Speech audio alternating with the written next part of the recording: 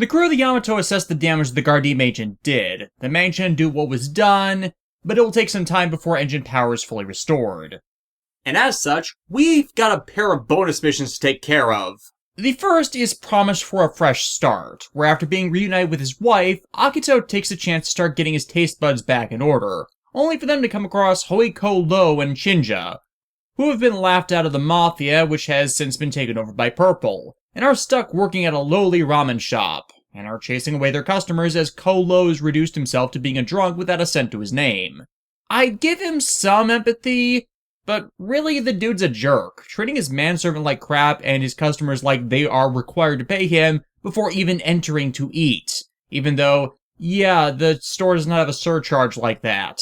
And to add insult to injury, Purple and XF don't even come to kill the loose end they are personally. They're instead attacked by their yes men. And they would have got away with it too, if it weren't for the fact they attacked them with giant robots instead of covertly, meaning Akito, Banjo, and instead of the 80 Dimension citizens can intervene on their behalf, and remind Kolo how much Shinja's done for him, and is still doing for him by not abandoning him, which his conduct would have made any sane man do by this point. To the point of him even bringing out their last rundown mech and entering the battle to save his master. This serves as the moment of epiphany for Kolo, and even though they lose their shop in the battle, Banjo and Akito direct them to another restaurant to apprentice under, run by the former head chef of the Nadesico. The second bonus mission set at this point is 3 Strengths, which focuses on the elephant in the room about the Evangelion characters. The Rebuild movies, in their hypercondensation of Evangelion's plot before they derailed it, forgot about the entire story arc with Asuka of getting the 3 Eva pilots to gain respect and form together as a proper unit, while addressing Asuka's own combination of ego and severe insecurity issues with regards to her own self-worth and how others see her, which she usually expresses through tsundere-isms to keep people at a distance. And with so many other people here, it is starting to get out of hand between the 3 of them. Still, because the Getter team are a trio of assholes who learn to work together, they view themselves as the best possible teachers to get through to these newer pilots, and head off any problems for them down the line that would be caused by their various personality defects. You can see the comedy setup right here. Combat psychologists, the Getter team are not, considering their teamwork is built heavily on conflict between Ryoma and Hayato, with Musashi or Benkei being their peacekeeper throttling the 2 alpha dogs back. The Eva trio doesn't have 2 alphas. Its problem is rooted in Asuka's desperate need to feel any form of validation, even if it's at the cost of others, and Shinji and Rei's passive moods just so they can survive the day result in a vicious feedback loop between the 3, as then Asuka feels like they're not considering her a person, and then the insults come out, which leads to people thinking her a bitch, as they're her defense mechanism. Though really, half of the fun of this DLC mission is Asuka just savaging every other character. Fortunately, Team Mazinger and Getter can show them how it's done, in a battle with some of Dr. Hell's forces, which is also helped out by this being a timeline where Shinji has actually gotten positive reinforcement to have a spine and a will to fight where he's not whipping out. But the super robot way to deal with things does not work for the Eva team, as they're not super robots. They're a real robot series operating under the trappings of super robots. So, justice, love, friendship isn't a teamwork motto that works for them, nor does the Getter team of guts, intelligence, and raw power that Ryoma, Hayato, and Benkei's dynamic found itself as. It's more about them finding combat roles they best fit that allows them to best work with one another, which thanks to the rejiggering of Eva's story in the Rebuild films, they never found before things went to hell. With that team dynamic being Asuka as the point woman, with Shinji providing backup and objective analysis of their actions, and Rei as the active support behind the 2. This actually works best as Asuka's trained herself in instinctive use of her Eva and her intelligence is more active in deductive reasoning. Shinji, when he's not second-guessing himself, is actually really brilliant with tactics and ranged weapons and connecting disparate pieces to provide a solution. Best exemplified in the original series, and thus why it is once again better than the Rebuild movies, when Shinji was the one to think of a solution that defeated the Angel Sandaflon that saved Asuka's life by getting her to literally freeze it to death. And while Rei is the most passive of the 3, she knows on her own how to best act to cover any holes that might be left by the others, thus permitting them their ultimate combination of talents that makes them a good team. At least until the later events of their series screw them over and destroy Asuka's mind, Rei's body, and Shinji's soul. The rest of the Alliance takes the time while these events are happening to do maintenance on their units, but the Yamato's support crew notes what 9 has been reminding us of for some time. The Vangrey is tearing itself apart. Remember, the entire thing is a bunch of guns strapped to a frame, strapped to some engines. The fact it's lasted through half the game is a miracle in and of itself, to say nothing about Soji's experiences in piloting it as he takes it beyond its limits. Chitose does as well in her route with it, but at least is more experienced as an engineer to not completely overdo it. To Soji's credit though, he does want to make sure his mech is going to last. After all, it's the home of his irreplaceable partner. Something 9 herself needs reminding of, as she more and more has come to view herself as defective with her own inability to keep up with him, and her general character flaws that have put them infrequently at odds to this point. Once again, this is a really long, really densely packed game, and I'm starting the 8th video on its recap where I've only just reached mission 34 of 52, not counting rogue route splits, bonus stages, and DLC. If I brought up absolutely every scene, this game would have been all I did this year. How Soji appeases her is reminding her, well... Nobody is perfect. 互いに支え合って生きていくのが人生というゲーム。 And does so by being super blunt about his own failings, how he couldn't attract a woman to save his life, is half dead from losing everyone that mattered to him, and while he comes off as jokey, it's only to shrug off and hide how empty he feels inside. Piloting the Vangrey is all he has, and he only has that thanks to her. As much as 9 is desperate to not be abandoned by Soji in this moment, the reality is the reverse. And Soji would have his life lose all meaning if 9 was gone. And now for the most tasteless reference I could make. Yes? Can you it? Excuse me? Can you it? No. To be honest though, I kinda ship it. Not as strongly as Sat-chan and her harem in Super Robot Wars T. Wait a few years, I hope to get to it as V and T complement each other very well, with X in between having some little bit, but it's really good for its Code-Geass AU that works better than its damn movies. But why Soji and 9 work as a ship in this game is how slow burn it is with how the two fall into each other's orbits. And for once, it's a case where the two being equally dense and oblivious to their own affection towards the other actually working. Why she had that breakdown, though, is the Gardeem android that sabotaged the Yamato. 9 swears she knows it from before she was activated as part of the Vangrey, meaning she realized she might have originated as salvaged Gardeem tech. After all, the ERS-100 was recovered from the remnants of a lost civilization. But back on point, 9 agrees that it's time to scrap and rebuild the Vangrey with all the info they've gathered on the other piloted mechs of the game, asking if we want something more focused on speed or power. Now this is actually a bit misleading. 9's asking you whether you want the Vangrey to be upgraded to a more super robot-like mech, which is eventually called the Grand Vang, or whether they want a Gundam-like machine, called the Vang-Next. And honestly, I prefer the Vang-Next. Also, in my script, I keep having a typo calling the Grand Vang the Grand Varg, so sorry about that. For a super robot design, honestly, the Grand Varg is lame. It's basically just a bulky unit that pulls crap out of its ass. While yes, that is often a trope of the super robot, well, robot, it's also a significant criticism of that type of robot. But as a result, it doesn't seem as natural or as cool for it to be pulling off the crap it does, as it doesn't really have the versatility commonly seen of super robots to back up their talk.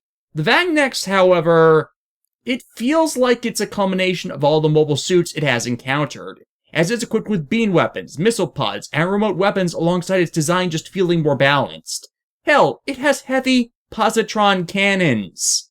It also once more highlights the design philosophy differences between super robots and real robots. The super robots are commonly just, well, brawlers, and built to brawl with single opponents or small armies or super powerful crap that are often all experiments, specifically built for a single task, or, once again in the case of Gao Gaigar or Getter Robo, to fight mutant liquid metal amalgamations of whatever the aliens can come across.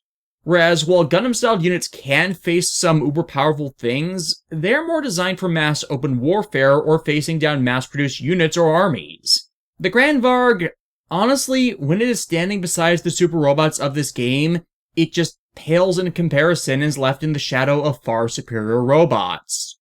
Whereas the Vang-Next matches up with and stands alongside the true, outstanding, great, notable, and powerful mobile suits of the Gundam franchise, or those of its ilk, that are featured here, i.e. the Strike Freedom, the 00 Quantal, and the Vilcus. But in the Grand Vang's defense, it is still better designed than the Double Zeta Gundam. But before 9 can elaborate on what upgrade, the pair are confronted by more of those female androids, as well as Ghuli, who are here for 9 and the information she's downloaded. We're able to get back to the Vangrey and face off against Ghuli and his agents, who actually take the time to apply some strategy to try and get what they want as they try to ambush us. But it does not end well for Ghuli, who, as we wreck his mech once again, is revealed to also be an android. Something not even Ghuli was aware of, as he was a flash clone consciousness of a dead soldier that's since been mass-produced. This also, again, explaining why in the previous rod splits, Ghuli could come into either, yet both are then treated as equally canon, despite, from our perspective, Soji being able to only be part of one at a time. But Ghuli literally blue screening draws the Vangrey away from the Alliance, which is where Ghuli's superior, Jamie, and her Madaliva, I'm probably mispronouncing that or misspelling it in the script, mech, come in and takes advantage of our distraction to trash the Vangrey. It's beyond repair now, so it's fortunate that 9 has been busy this entire battle to use the Yamato's fabrication facilities to deploy Soji's new mech. By the visual similarities between the Grand Vang and Vang-Next, I assume she and the Yamato crew had already been building the skeleton of the mech. It's just a disagreement on armaments that kept it held back. And hey, instead of an access terminal 9 doesn't need to be in, she and her android self are officially Soji's co-pilots, setting herself up like another certain android from a mecha anime that sadly isn't featured in this series. Oh, what I would not have given for Soji and 9 to have shared voice actors with Roger and Dorothy from Big O. 逃げられると思うなよ、ウリ。ポジトロンバスターセット。エネルギー充填。撃ち抜け。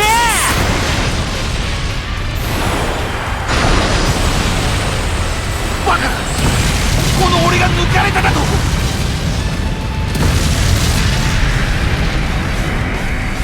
しびれるぜ、こいつは。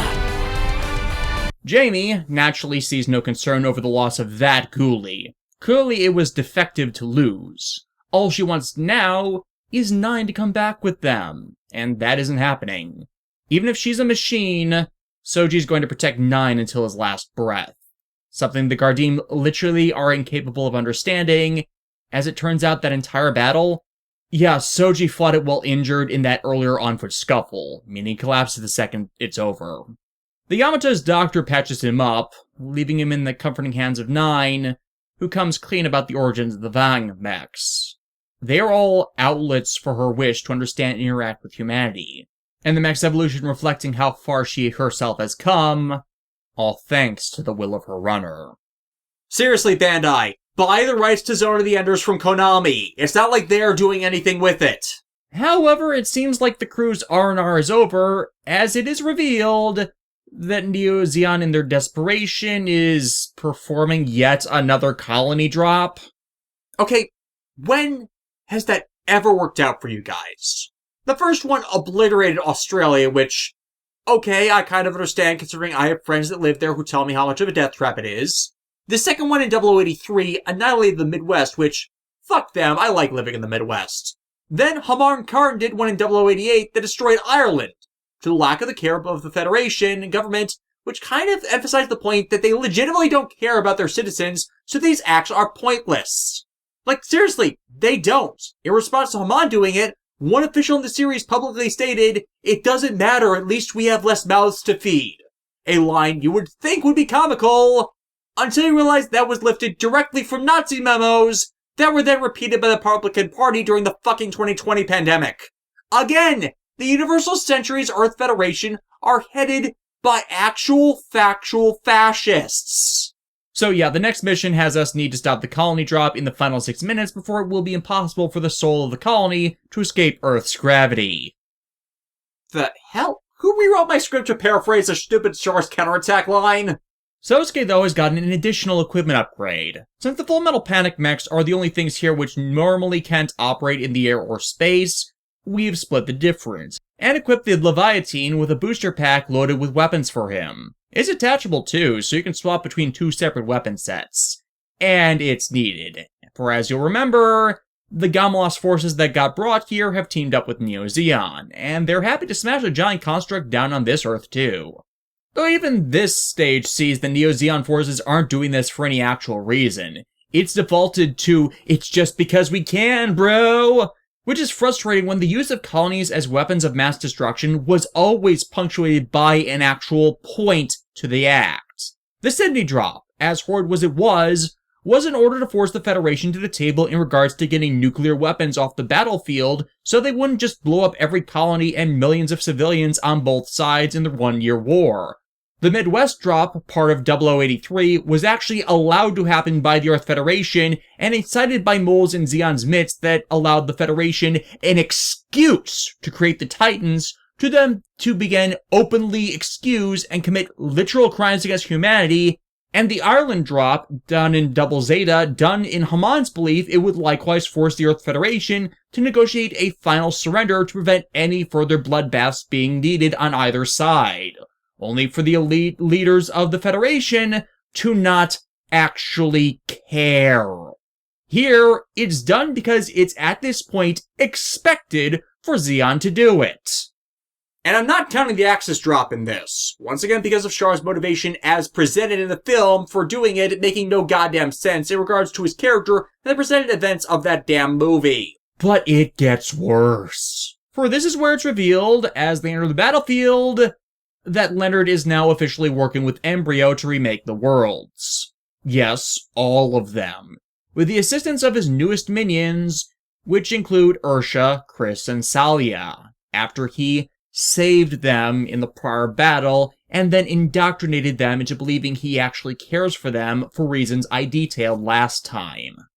Leonard and Embryo teaming up, again, is really smart, considering the slimy arcs they have in manipulating women to subjugate them at their feet for their own narcissistic reasons. There is a problem with this, though, and it's less to do with them, but the presentation.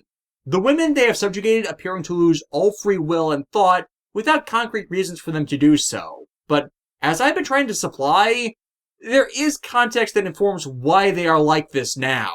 In Kaname's case, it is because she has been forced to lose perception of herself thanks to Sophia slowly subsuming and infecting her personality, not even realizing the difference as she more and more becomes subservient to Leonard's will as he himself tries to act out what he believes is the whispered will of Sophia. Eventually, the two acting as one massive feedback loop that only strengthens with time. But Embryo, as I presented, set up a situation where the Norma he would take and enslave would believe that he was their savior, thus trade everything in devotion to the false god that uplifted them from the hell he banished them to in the first place, and give them new purpose. With no awareness on their own, he was responsible for all of their suffering, nor awareness that he doesn't actually give a damn about them beyond what they can do for him. As excessive as Cross Ange's early stuff is that can turn viewers off to it, this is the part of the story that ended up rather engaging, as it takes characters we are now well established with and see them get stuck in a toxic relationship, and the main cast has to free the victims from the Stockholm Syndrome they're suffering under. The complication with that, of course, being how the early side content of Cross Ange making it difficult to like half the cast. Chris and Rosalie few people like, so the future lovers getting stuck on opposite sides, few people cared. Even as Rosalie had to step up to save Chris from herself and confront her own past screw-ups, which we spent the first half of the series being showcased. Ursha's the most relatable, as she sold herself to save the lives of children, whom Embryo just lets die again without any care that showcases his complete lack of empathy, which informs his true narcissistic sociopathy.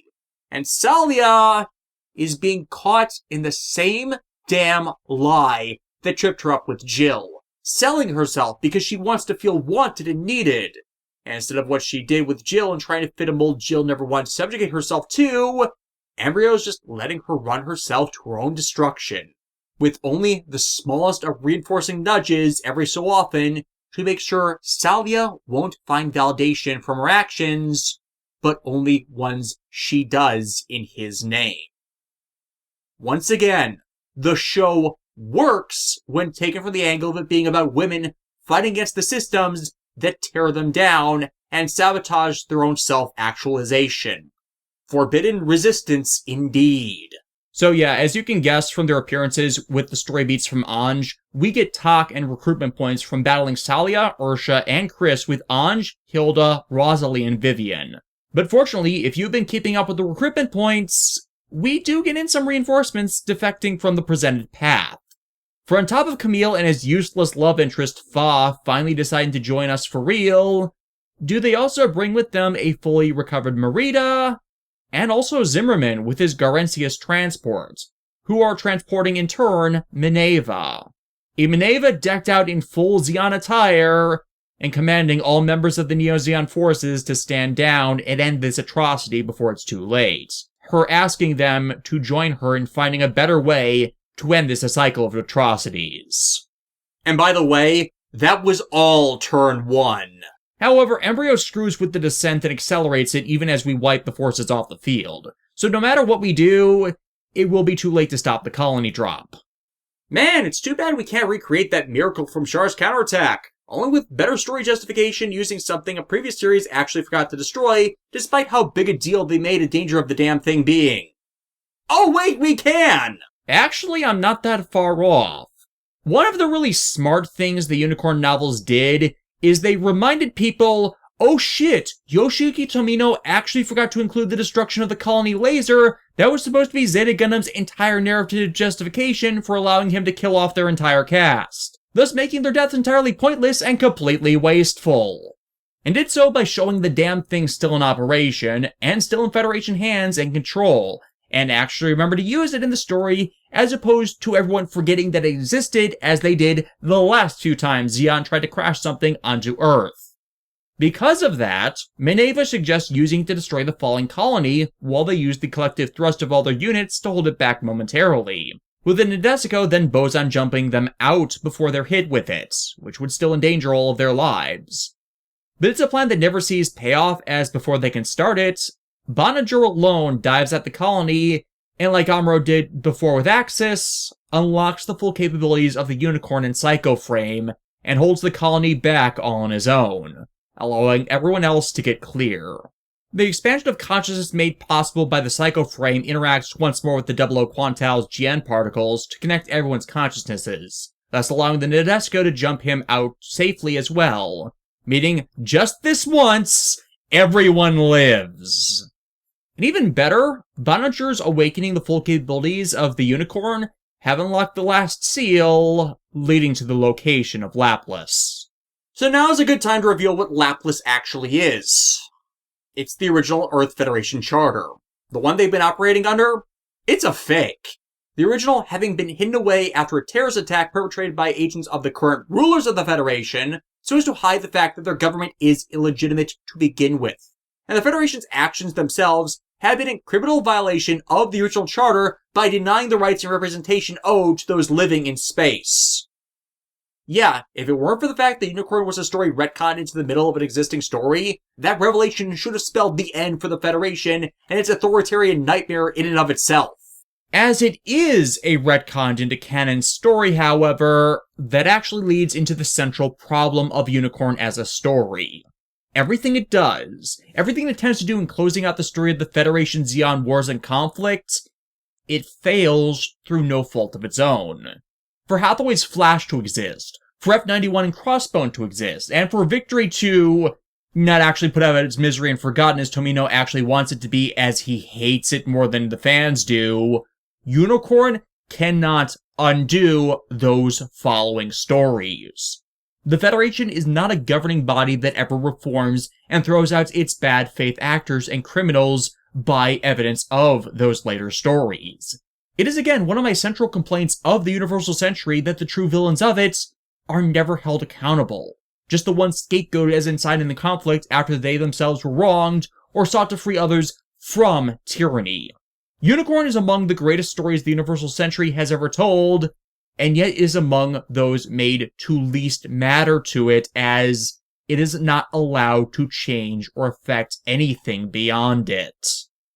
And while it's not the first retconned into canon story of the Universal Century, preceded in its make by 0080, 0083, and the 8th MS team, none of those stories try to change anything that happened.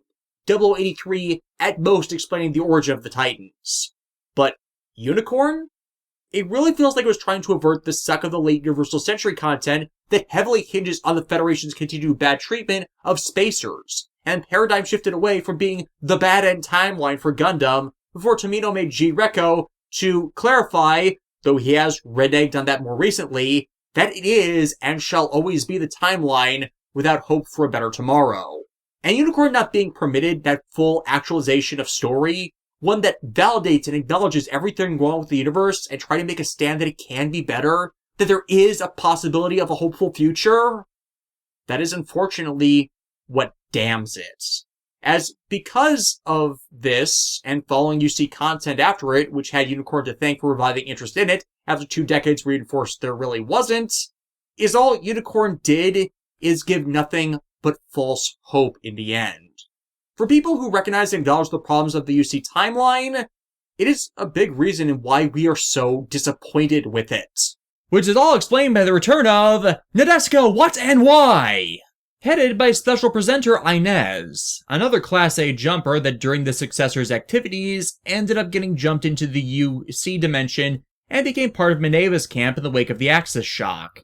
Amuro and Inez ultimately switching places in their relative universes. It is also where Nanai, Char's final love interest, comes in, and the game once again tries to retcon Char's counterattack. Because as I've said, the movie is that bad that the only way to reconcile it with the rest of the events is to call out its bullshit and attempt to reconcile the character inconsistencies. Char here said to have tried to finally reconcile the Spacer and Earth populations through the use of a great tragedy, intentionally martyring himself as the villain to concentrate all hate upon him, which actually gels with how Char gave Amuro the Psycho Frame technology to make the new Gundam in the first place. However, as Char is not Lelouch v. Britannia, the plan obviously wouldn't work, because the reason for the Spacers' hate is rooted in the atrocities they have suffered at Earther hands. So dropping Oxus would be seen by many, in-universe and out of it, as karma upon those who abuse the Earth. But again, that doesn't work as the Earth government has already been shown to not care about anyone but themselves. It is once again why Londo Bell, of all the Earth forces, were the only ones to actually try and stop Axis from falling, because the rest of the Federation couldn't be bothered to give a damn. Once more, while the Super Robot Wars games try their best to fix or amend things the creators mess up or clarify better for their canons, there are just some things the games literally cannot fix without throwing the entire thing out. Char's counterattack being one of those stories. They've tried in so many games to do it, and yet the only way they've ever gotten it to work is to throw it out. Anyways, Minerva and I have tried to work in the wake of the Axis shock to preserve a longer-lasting peace, but because the Federation keep committing atrocities to spacers with consistency, it's proved itself a futile effort, leading to the rise of those like full frontal nudity that want to take out the leadership so someone more sane will finally be put in office and through negotiations with them actually achieve that goal. But there are just so many now that they are tired of this constant fight for equal rights and self-validation against the conservative minority that through gerrymandering and campaigns of lies maintain subjugative enslavement of a larger progressive majority. And now I somehow end up on a tangent about American politics, as the disgusting thing is the only Gundam government more representative of everything wrong with the US's political policies is the Atlantic Federation, the Cosmic Era timeline of the Seed series. But yeah, Takara was the breaking point for some of Minerva's new allies. Zimmerman having led a branch of the Neo-Zeong forces in breaking off from Frontal, and having rescued Alberto as well from the Vist base and supplied what information he could in assisting towards throwing off the enslavement of the elites. But this is not a situation where you defeat the leader and the organization dissolves anymore, as the prior Universal Century Gundam series kept trying that, and it never seemed to work with any Zeonk faction, as the underlying problems that have caused the conflict were not being addressed nor resolved. So to claim a better future, something different needs to be done, and thus, that's the key thereafter. Revealing Laplace will expose the feds for the liars they are. They just need to get Frontal to stand down first so he doesn't make it all worse. And help to that end, it turns out Inez was sent here with the true boson jump calculation unit, which will allow us free traversal of the 3 dimensions. We get a few great scenes here of cross-era interactions for the UC groups. The 3 Purus getting some sisterly bonding time, Mineva forgiving Amuro for killing her father in the 1-year war, and Rue handing over piloting of the Zeta back to Camille, before we all deploy to confront the Feds and Zeon. With the Fed ones led by the Titans, including Riddy and the freshly upgraded Banshee Norn, who assumes blindly that since we're at Access, we must have joined Neo-Zeong, and won't accept any other possible explanation because he is a selfish shithead. Camille also has his final fight with Jared. Camille once more showing himself as the mature one by no longer taking personally the atrocities one person commits in war, even though everything Jared did and still does is out of personal vendettas that, makes that not fucking applicable, Camille, as he's looking for excuses to fight even though you're not. But that's also what we need to beat into Jared's head and why he's always considered among the worst antagonists of both Zeta Gundam and the Universal Century as a whole. He is a small, petty man that should never have been allowed to do what he does. But it's a total loss for G-Hound, with the ship's alliance shoving in their faces that they were all in the wrong the entire time. With their retreat signaling full frontal nudities force us to move in, and the only way to get a decisive victory here is to confront and defeat Frontal Sinanju with Camille, Amuro, and Bonager. Camille due to his positive bond with Char, showing Frontal that he doesn't understand Char's underlying kindness, Amuro due to his rivalry with Char, showing Frontal that he doesn't understand Char's drive, and Bonager due to his broader perspective, showing Frontal that he too has closed himself off to the possibilities that lie before them to end this destructive conflict before it acts as the seeds to another.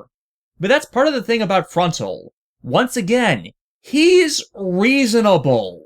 He comes here asking for control of the colony laser, as he wants to use it to not murder or slaughter, but to force the Earth government to surrender in an idealistic wish to hopefully end this without further bloodshed by targeting solely those who are constantly responsible for these conflicts. The colony drop last stage, that wasn't him. That was the Gamelos with Neo-Zeong. He doesn't care what the Earth does to itself, just that it stops harming the people of space, and it is a better compromise, as he wants to direct humanity's efforts into expanding out to space and allow humanity's souls to finally escape Earth's gravity. This is also why the earlier retcon about Char's conduct in the movie earlier just doesn't work. Because wanting humanity to grow beyond themselves is the one thing that remained consistent about Char's character throughout everything. Except, ironically, Gundam the Origin. He just grew bitter to the possibility for them to do that while they had imperialistic structures or ruling class oppressing everyone. Thus, while what they explain better gels with Char's counterattack, it's again why that movie is so terrible. It's not actually compatible with Char's character for him to act like he does in the film. But now, because of that retcon, they say he doesn't understand that? Sorry, but no. Char's character is thrown under the bus constantly by Tomino, almost to the extent Kazuki Takahashi constantly throws Seto Kaiba under a bus. But the reality is, Char was a pragmatist, and if people didn't want help, he wasn't going to go out of his way to save them. And the Earth forces have time and again shown they don't want to be saved and be better. Or if they do, they defect from it once they realize they were on the wrong side. To drag them along kicking and screaming, force a reconciliation where one side always spits in the face of the other to start a fight, it's foolish and imbecilic.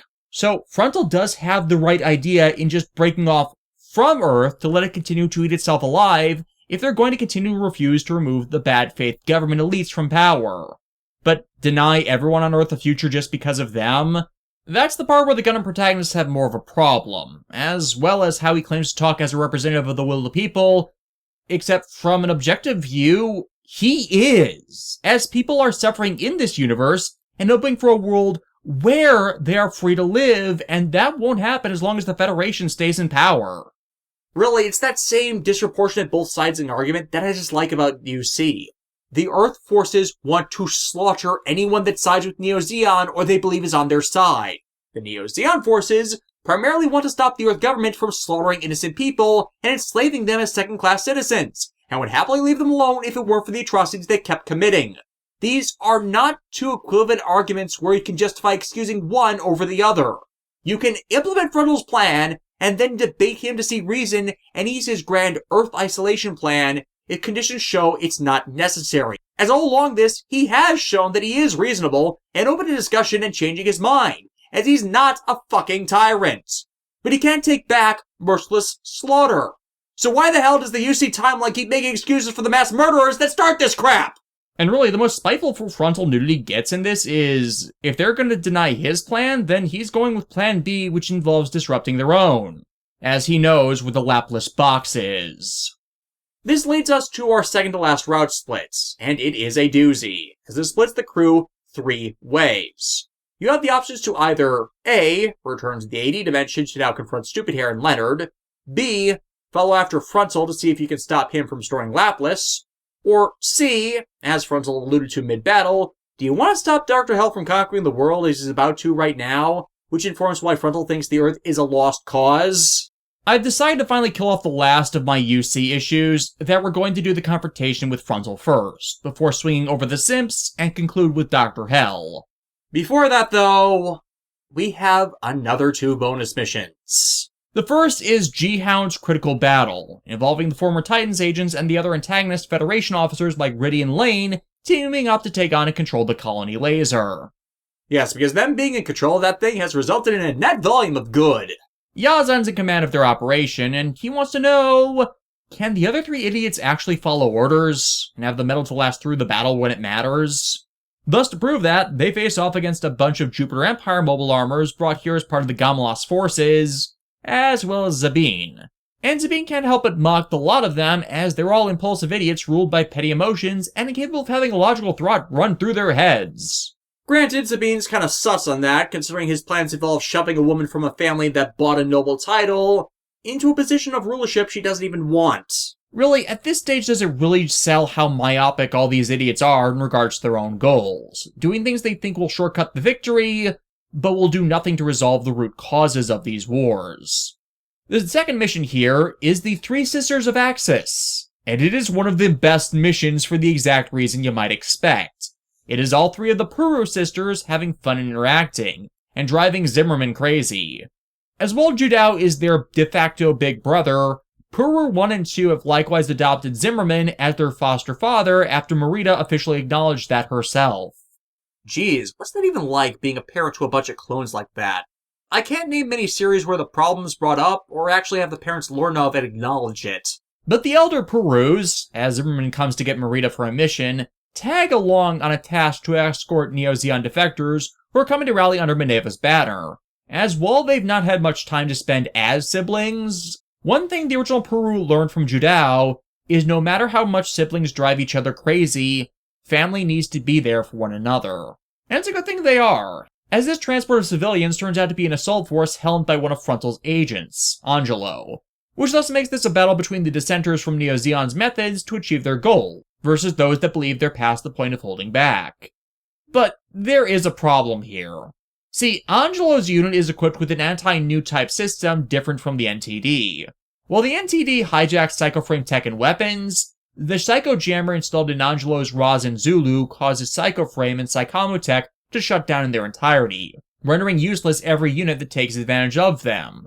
Which includes not just the Unicorns and Kshatriya, but would also do damage to the Psycho Gundams, New Gundam, and the Zetas, meaning every new type heavy hitter is useless against it. However, the problem with the Psycho Jammer is it only works on one unit at a time. Thus, by the Pura sisters synchronizing their thought waves with their respective Psychomu units, the elder siblings Cubiles reboot the Kshatriya, and thus Angelo is then swarmed by an assault of 44 remote weapons units spread between the 3 mobile suits, to say nothing to the angry Father Bear that is Zimmerman. And actually, Zimmerman being the angry Papa Bear gets him the respect of the elder Purus, who honestly weren't sure how to treat the guy, as they initially get the vibe from him that he treated her like a tool or subordinate, but him putting himself on the line for her, clearly they were mistaken, and now they're ready to accept being a big, happy family. I freaking love this version of the timeline. 10 out of 10. With this, we can finally go on the assault and take out the G-Hound unit trying to claim the colony laser for themselves. God, this is redundant to the ending of Zeta Gundam. With the bad guys, Riddy's complete thrashing has actually led him to reconsider his position on things, without someone having to actually die to force him to consider it because Mineva called him out. It's almost as if that's what it actually takes. Especially since, as expected, the Federation higher-ups now want to immediately use the colony laser on colonies to serve as either examples or hostages, because this is what they always do with it. And Lane doesn't care either way, as it's the orders they are handed and he'll obey them without question. Consistently, in military tribunals and courts, following orders is not an excuse for unconscionable conduct. If you are found to have followed without question an illegal order, you're considered just as accountable as the one who gave it. But the only thing saving the feds from consequences in this matter being that the feds that would hold them accountable are just as corrupt, and they control the courts, who would not act as impartial arbiters. Were the system working correctly and the soldiers not blind yes-men, they would be second-guessing any act that is illegal, immoral, and unethical, and refuse just like Bright Noah has his entire career. As they're not, congratulations! You are once again showing the feds as fascist as they are guilty of war crimes. An illegal order. You don't. We're not involved. Support of an illegal order makes you an accomplice of that order. Now, come on. They have to think. They have to decide if an order is moral or not. And to my bafflement, it's Riddy who actually refutes that and comes down on the no illegal orders are illegal side, which was surprisingly driven into his character from his encounters with the 80 Dimension crew. Really, the rest of this entire conversation is laying out the savage obsessions of the G-Hound's aces, and why they are terrible people, who are itching for a fight with the Alliance, as Martha Vist and the other governmental heads have actually congregated upon the colony laser. All Federation forces from Earth having deployed to reinforce it, and deployed them out at access to prevent us from reaching them.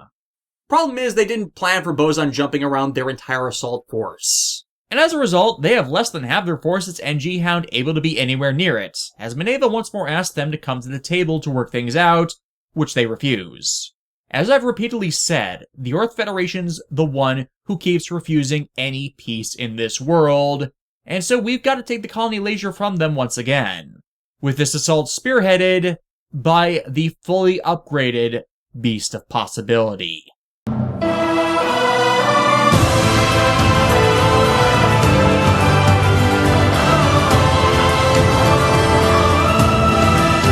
Oh, I wish. Seriously, the Master Grade and Real Grade copies of the Perfectibility were so worth getting. Shout out to Bluefin Brands and US Premium Bandai for making them available to us last year. Menager Lynx here! Unicorn Gundam! Taking off!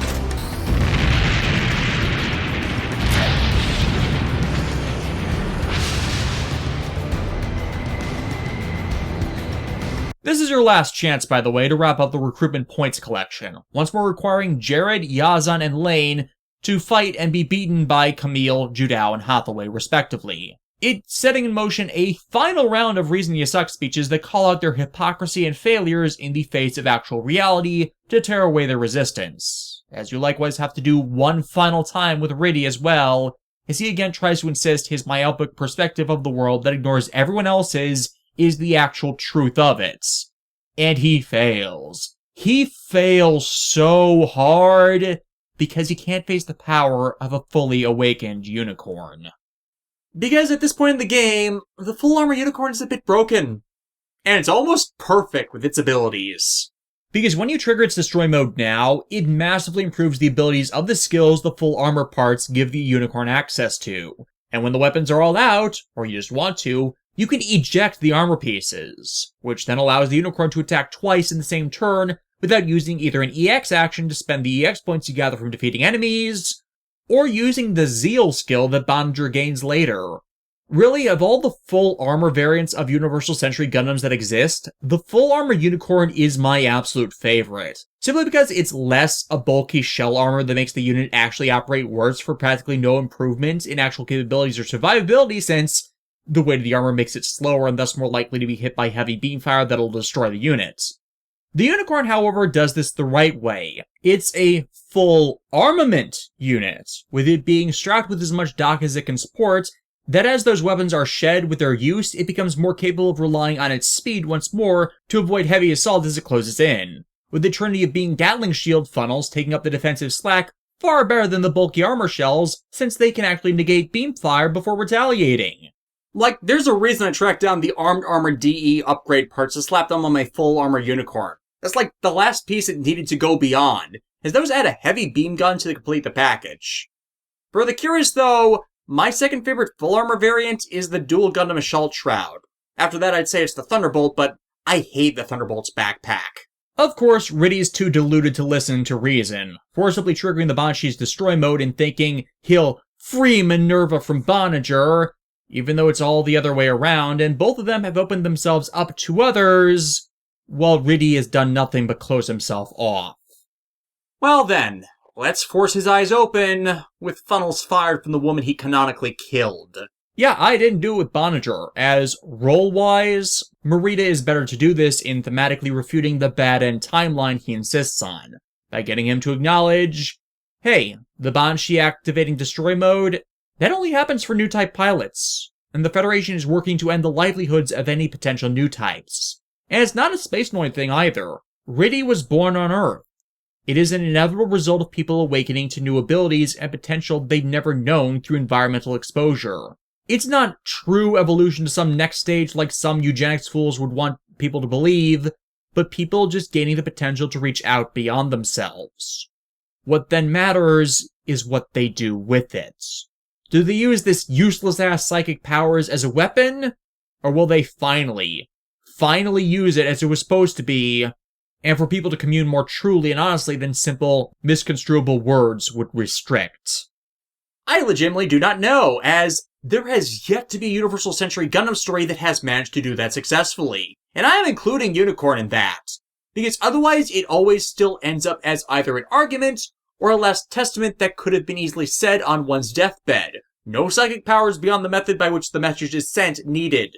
And here's where we get to the other scene of the Unicorn story that pisses me the hell off. For as everyone tries to force Riddy's eyes open to the reality that everything he's done is wrong, he charges the carrier ships. In this case, the Gorencius and Zimmerman, with Marina moving to save him. I'm sensing their hearts. Alberto? Stop it, Ensign, please! This isn't you! Come back to your senses, Ensign Riddy! Do this. Please! I can tell you're hurting. They're all saying I'm wrong. Don't do it!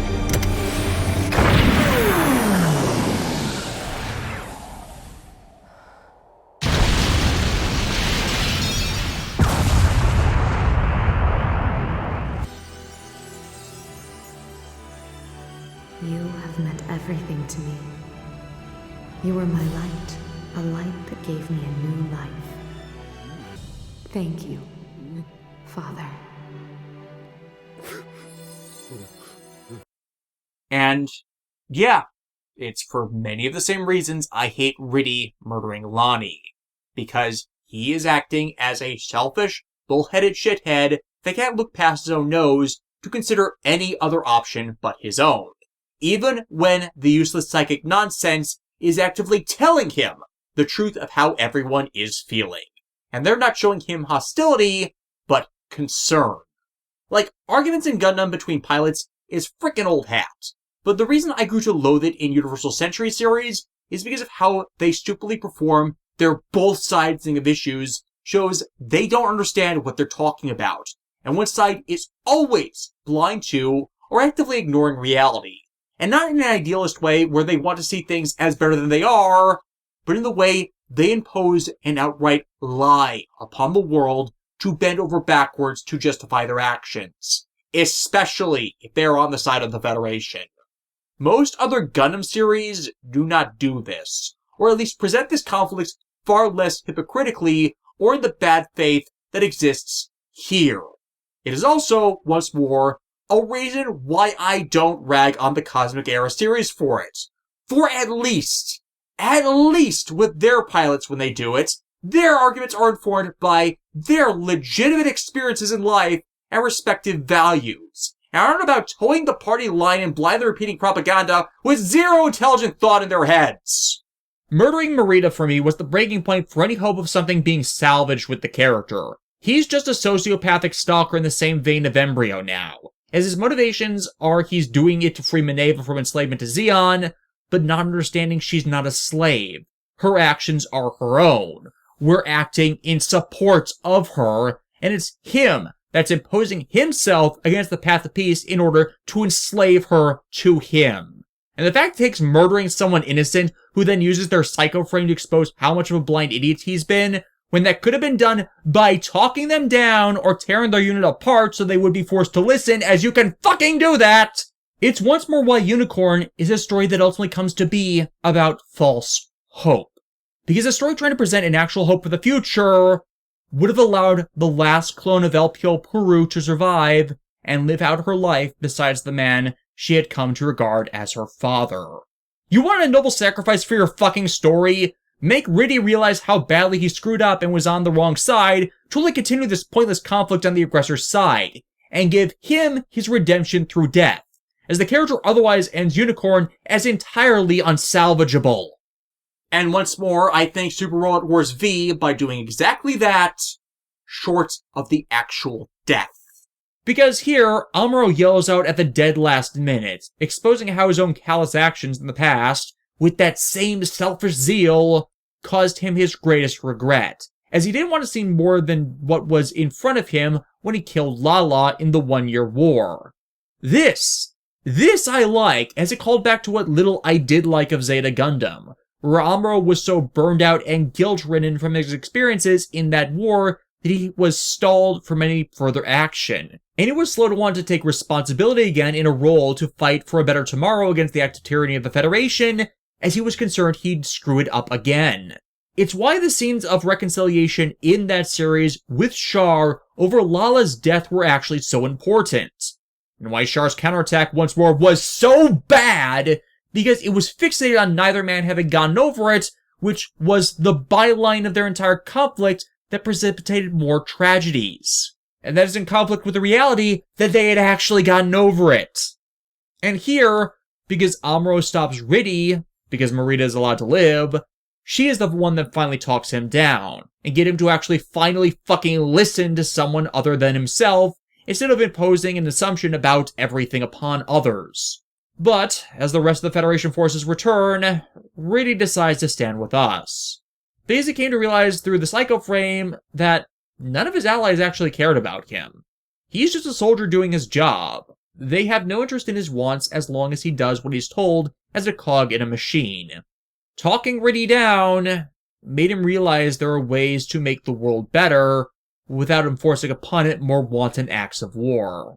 If he doesn't want to lose anymore, it's time to acknowledge your faults, acknowledge how the world actually is, and take steps you can make to correct it.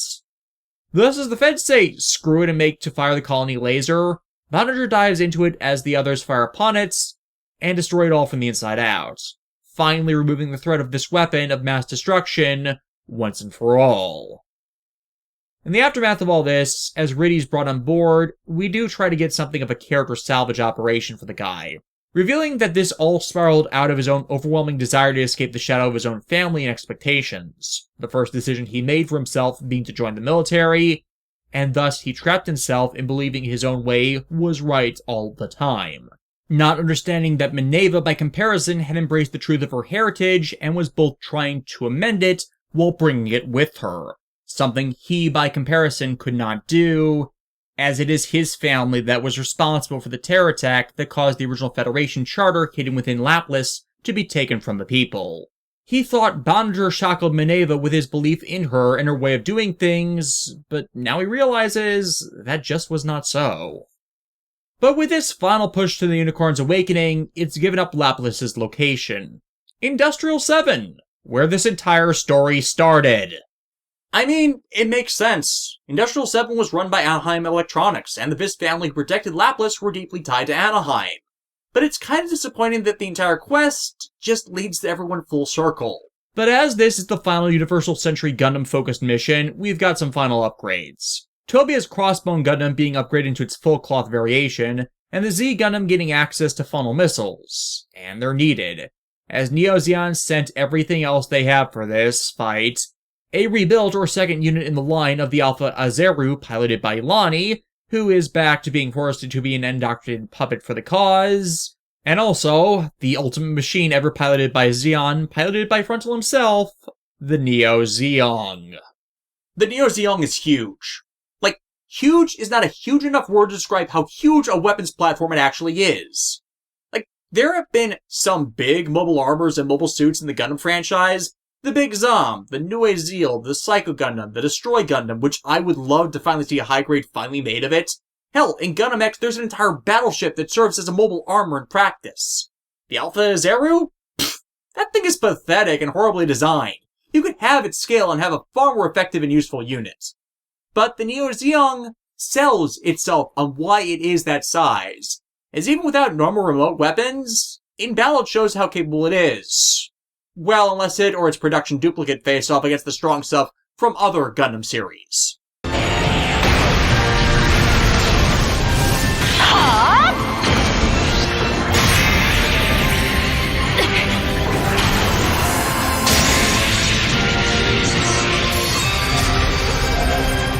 But come on, put up some contrast shots. How huge actually is it, you might be asking? Well, about that.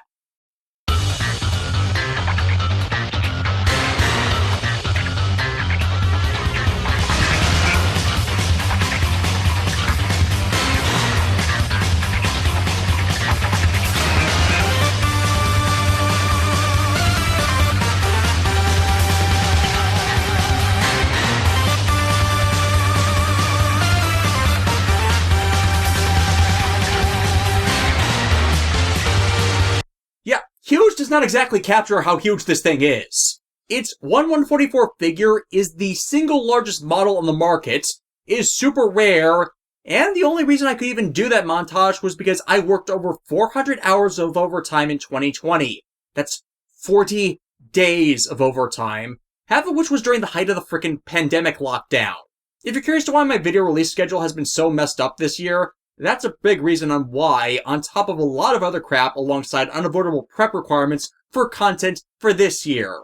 You have no idea what I went through to secure all this and get these out. And yeah, Frontal's gone down the rabbit hole. As I explained before, the psychoframe of the Sazabi is deluding him into believing with everything else done to him that he either is Char or was made to fulfill Char's true wishes. And again, it's not entirely wrong on that.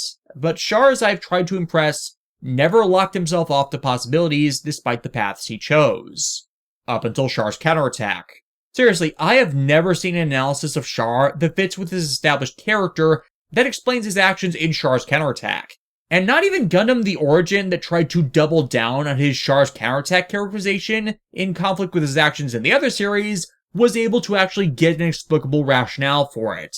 And I bring that up as, here, Frontal says Char knew about Laplace's box and its location, but left it alone because he believed revealing this lie that has subjugated the Spacers would make the conflict worse. And yeah, exposing the truth that you've suffered atrocities by an illegitimate authoritarian government? That's the kind of thing where there should be a revolution for freedom and equal rights that Char would actually back. Because you have to remember that his entire operation in the original Gundam was to kill off the family that had erected an illegitimate government over the corpse of his father, revenge or no. The Federation being worse or no. This is the kind of thing that would have helped legitimize the AUG and bring Neo-Zeong in on their side in the events of Zeta had he known about it. In reality, as I played in the clip way back, Frontal wants to use its contents as a threat. As long as they're in direct control of it, they can use it to bend the Federation over backwards on the negotiating table. And he believes it can be their ultimate advantage. But once it's out there, they lose that negotiating power. And that is the real reason why they're in conflict here.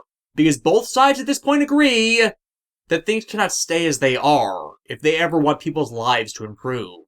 It is just an argument on what should be done, but it's just frustrating the breakdown in communication always happens the same way. And the key to all this once more is the power of the purified NTD psychoframe bringing together the thoughts of everyone here. Your goal this stage is to have Bandager and Hathaway bring down Lonnie once again in the Alpha Zeru to get rid of the indoctrination that machine forces onto her, and finally allow her to let go of the haunted memories of her dead family, and choose to live her life how she wants. It's difficult closure, but necessary to allow her a happier ending than her canon self. You also need to take out Frontal's supporting aces, before finally converging on the Neo-Zeong itself with every Universal Century Gundam protagonist. And the reason I rate this thing as far better than the Alpha Zero is, while it lacks remote weapons, it doesn't really need them. It has 6 arms with mega particle cannon fingers, more cannons in its main body, multiple redundant I-field generators that disable Minovsky particle-based energy weapons, any armaments the Sazabi itself had on its own, like rocket launchers a la the Gundam Dendrobium, and its ultimate weapon, the Psycho Shard field generator that blows up all Minovsky particle E-cap technology, which automatically destroys beam weapons, beam sabers, and even the Vulcan guns on the Unicorn. I assume there's E-cap capacitors for running those guns, as otherwise that doesn't make sense. Ironically, thanks to the Gundam base short for the Perfectibility Unicorn, we know that the Armed Armor Vibration Nail, the weapon that's normally on the standard Banshee's left arm, isn't destroyed by the field. And I don't buy into the bio about the Neo-Zeong that says it is capable of actualizing the pilot's thoughts, as that's not consistent with what's presented here. But wait, Des! What about the scene that follows with Frontal taking Bandager on a psychic time trip through the history of the entire Universal Century that says it's fated to be a realm of endless war and fighting and will always be that way, once again in conflict with what Frontal keeps saying he actually wants to do with all this? Yeah, everyone forgets this, but that's just normal Psycho Frame resonance nonsense that gets counted as plot superpowers for the technology thanks to Tomino's refusal to actually define shit in his universe. It really is more consistent as being a system that overloads offensive technology brought against it, as otherwise, well, if it were actually manifesting the will of the pilot as an attack, then why not blow up the Unicorn and not their weapons? As this is the Neo-Zeong second in Gundam narrative as well, but that thing's a piece of trash that got wrecked with just a beam saber.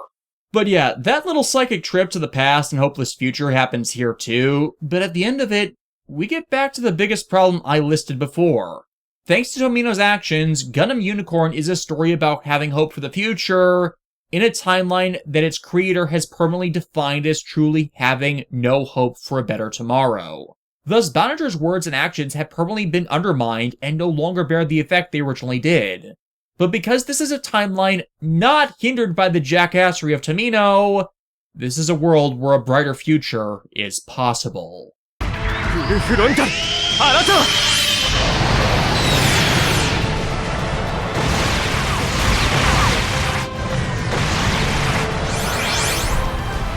可能性を未来を閉ざさないためにも こ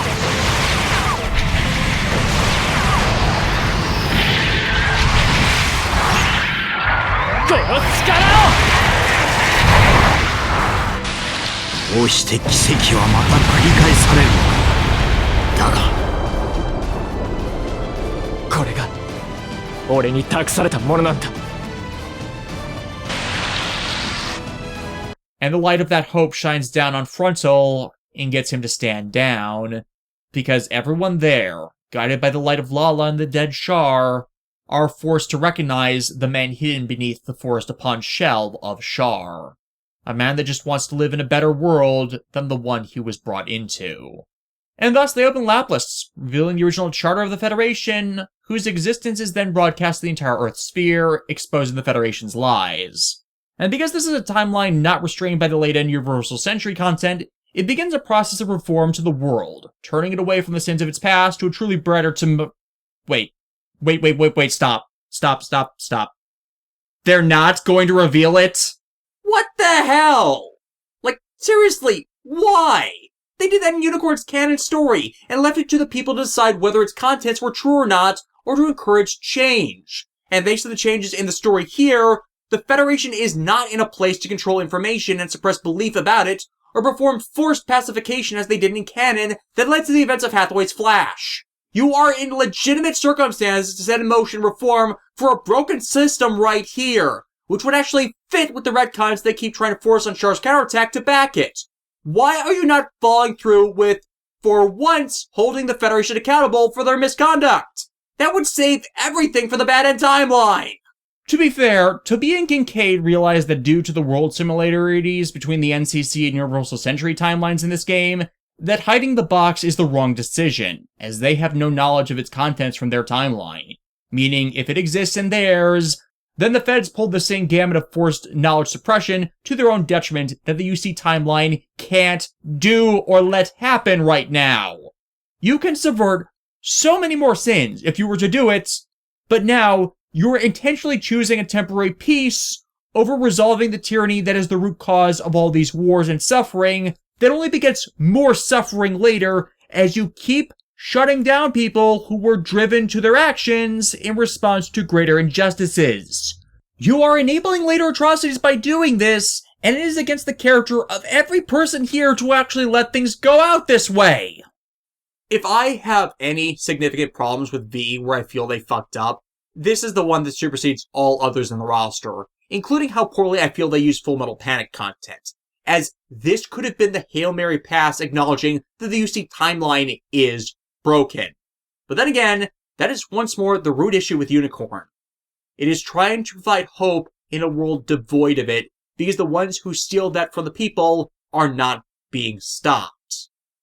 I have so many problems with the Universal Century timeline, it's hard to bring together a cohesive presentation as to why. But this is a big part of it. And it's not that it is a timeline without hope. It is its hypocrisy in its saying one thing while overtly doing the opposite and ensuring by their actions that the better timeline they want will never come to pass in doing so. That's not fun for me. That's not a beneficial message that can be delivered without consequences, and it does not leave me open in the grand scheme of going along for the ride in weathering the worst stories of the series connected to it. I'm not taken out of the story in any of the AU series I like as much as I am here, and I hate that they keep bending over backwards like this for it, and when they're trying to subvert, it's stupid.